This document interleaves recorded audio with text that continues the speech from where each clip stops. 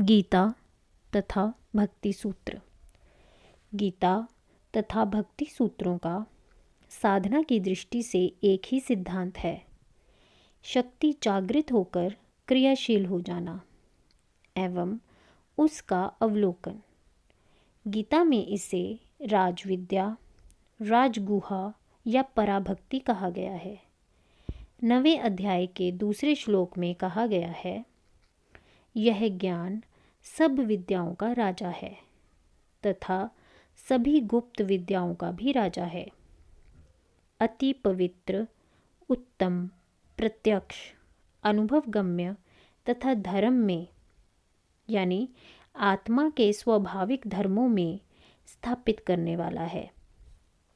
करने में बड़ा सुख कर तथा अव्यय है।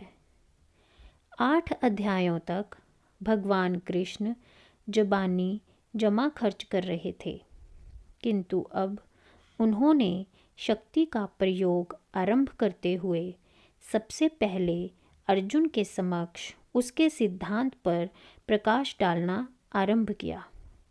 उन्होंने कहा, जिस विद्या का मैं उल्लेख करने जा रहा हूँ वह विद्याओं का राजा है, क्योंकि अन्य जगत की सभी विद्याएं जगत की भांति ही नश्वर हैं, किंतु यह विद्या यानी शक्ति सदैव बनी रहती है। इसकी क्रियाशीलता से जो अनुभूतियाँ होती हैं उन्हें प्रकट किया ही नहीं जा सकता, केवल अनुभव किया जा सकता है। अतः यह सभी गुप्त विद्याओं के भी राजा है।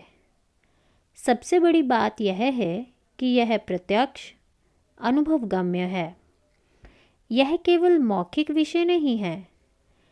इस शक्ति का कभी ह्रास नहीं होता, व्यय नहीं होता, कभी घटती नहीं, नित्य नई यौवना बनी रहती है तथा सबसे उत्तम है। देखा आपने, शक्ति के गुणों का वर्णन किस सुंदर ढंग से किया गया है। शक्ति नित्य है, शुद्ध है, आनंदप्रद है, अविनाशी है और उसके द्वारा जगत की सभी क्रियाएं घटित होती हैं। शक्ति के इन गुणों को भूलकर जीव मिथ्या अहंकार में उलझ गया है। शक्ति की क्रियाशीलता पर लक्ष्य रखना, उसी के आवेश में रहना, उसी के प्रति समर्पित होना, उसी से प्रेम करना, यही परम प्रेम रूपा भक्ति है। यही साधन योग ज्ञान है। सभी प्रकार की साधनाओं का यही आधार है। 18वें अध्याय के अंत में भगवान ने सर्वधर्मान परित्यज्य कहकर पुनः इसी ओर अर्जुन का लक्ष्य कराया है।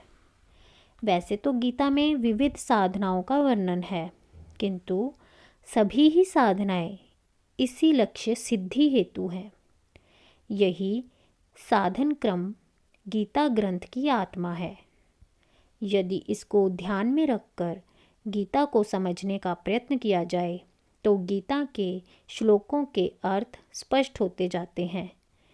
उनमें एक तारतम्यता तथा क्रम दिखाई देने लगता है।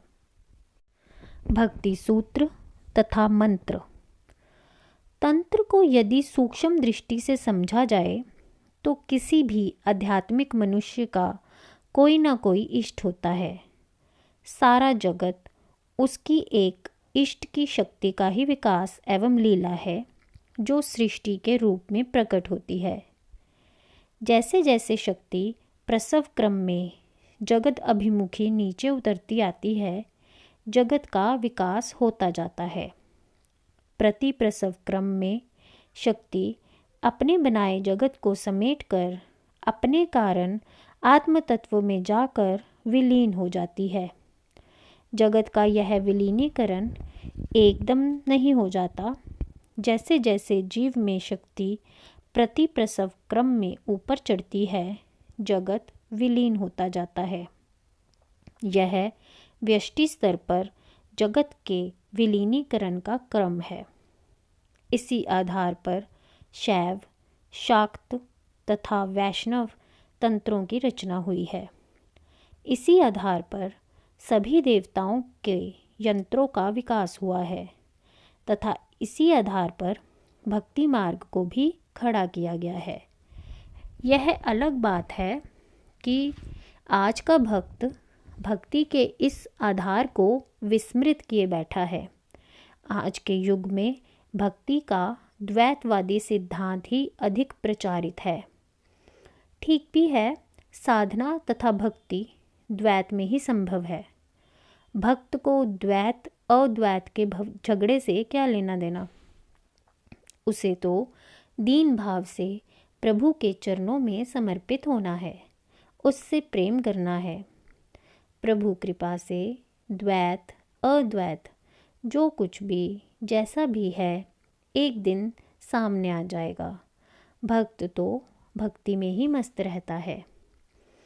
किंतु जब नारद भक्ति जैसे ग्रंथ पर कुछ लिखने बैठा जाए तो यह भी विचार सम्मुख उपस्थित हो जाते हैं।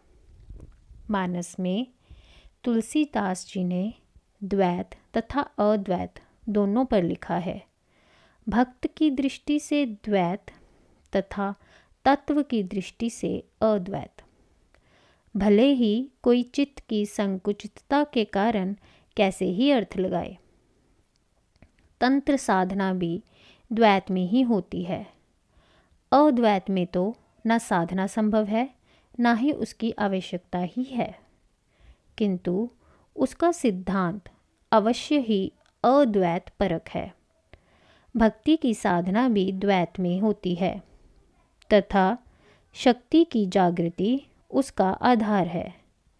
सारा जगत ही राम तथा कृष्ण की लीला स्थली है।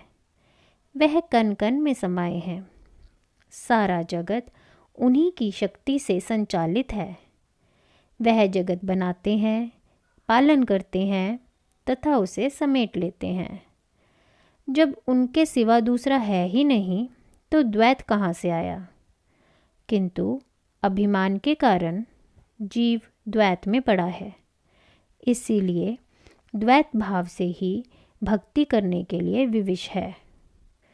हाँ, तो यह कहा जा रहा था कि सभी तंत्र अद्वैतवादी हैं, किंतु उनका अद्वैत शक्तिवादी है, मायावादी नहीं। भक्त भी शक्ति के रूप में राधा, सीता, गौरी भगवान को सम्मुख रखता है तथा उनकी प्रसन्नता प्राप्त करने का प्रयत्न करता है। भक्ति मार्ग में शक्ति को आह्लाद प्रदाता के रूप में स्वीकार कर उसका नाम ही आह्लादनी शक्ति पर कर दिया गया है। यह नामकरण भक्ति मार्ग को योग तथा तंत्र मार्ग के समीप ला खड़ा करता है। वहाँ भी व्यष्टि चेतना के लिए कुंडलिनी, भुजंगी, मातंगी, जगदम्बा आदि शब्दों का प्रयोग किया गया है। योग दर्शन में जागृत चेतना का प्रत्यक्ष चेतना के रूप में उल्लेख मिलता है। यह तो नारद भक्ति सूत्रों की व्याख्या में ही स्पष्ट करने का प्रयत्न किया जाएगा कि इस सिद्धांत को वहाँ कैसे लिया गया है। भक्ति सूत्र तथा बाइबल। बाइबल का साधन क्रम नारद भक्ति सूत्रों के साधना क्रम से पूर्णतया मेल खाता है। भक्ति मार्ग में जिसे आह्लादनी कहा गया है, उसी आंतरिक शक्ति को बाइबल में होली स्पिरिट नाम दिया गया है, जिसकी कृपा के बिना जीव अध्यात्म लाभ नहीं कर सकता। बाइबल में क्रियाओं का भी वर्णन आता है। काल क्रम से ईसाई धर्म में यह साधन लुप्त प्रायसा हो गया है, किंतु उनके अभी कुछ संप्रदाय ऐसे हैं जिनमें भक्ति भाव की कुछ क्रियाएं देखी जा सकती है, जैसे अपोस्टोलिक कल्ट। न्यू टेस्टामेंट में आता है कि जब जॉन द बैप्टिस्ट, जो कि ईसा मसीह का गुरु था, से ईसा की दीक्षा संपन्न हुई तो जैसे एक पक्षी उड़ता हुआ डाल पर आकर बैठ जाता है, इसी प्रकार ईसा को भी अपने शरीर में कुछ प्रवेश करता हुआ अनुभव हुआ। It came like a Dove, जिस पर उसके हृदय के अंदर के सभी पर्दे हट गए, स्वर्ग के द्वार खुल गए और आवाज़ आई कि यह मेरा पुत्र है। उसके पश्चात उसे वन में ले जाया गया। यह कहीं नहीं लिखा है कि किसके द्वारा वन में ले जाया गया, किंतु कोई साधक इसको समझ सकता है कि ले जाने वाला आंतरिक शक्ति के अतिरिक्त और भला कौन हो सकता है, क्योंकि आह्लादनी की कृपा प्राप्त हो जाने के पश्चात इस प्रकार के अनुभव साधकों को प्राय होते हैं। साधना में प्रेम तत्व का प्रवेश। नारद भक्ति सूत्र की एक बड़ी उपलब्धि यह है कि उसमें भक्ति में प्रेम तत्व का भी समावेश ही नहीं किया, अपितु प्रेम तथा भक्ति दोनों शब्द एक दूसरे के पर्याय के रूप में प्रयुक्त होने लगे। नारद जी ने भक्ति की परिभाषा ही ऐसे की, स तु अस्मिन् प्रेम रूपा, अर्थात भक्ति इस ईश्वर में परम प्रेम रूप है। प्रेम शब्द के प्रयोग ने भक्तों को जैसे प्रभु प्रेम में पागल बना दिया। मीराबाई, सहजूबाई, सूरदास, तुलसी, रहीम, कबीर इत्यादि सभी प्रभु के दीवाने थे। उनका हृदय हर दम प्रेम में तड़पता रहता था।